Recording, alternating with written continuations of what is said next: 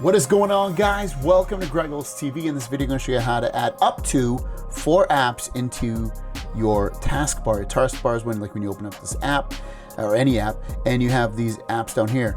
To the right are your 4 most potentially recent apps or apps that you can use.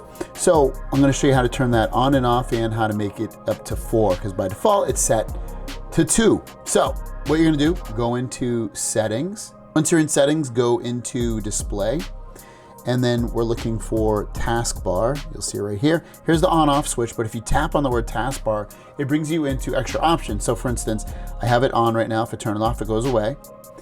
And you can see, go to apps quickly, drag on the app from the taskbar to open in multi-window view. If you're using gesture navigation, touch and hold an empty area on the taskbar to hide it.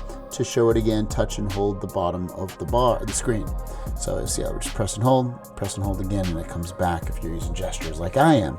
Now to continue on with this, you can see I can turn it on and off, where I can see just these most recent apps.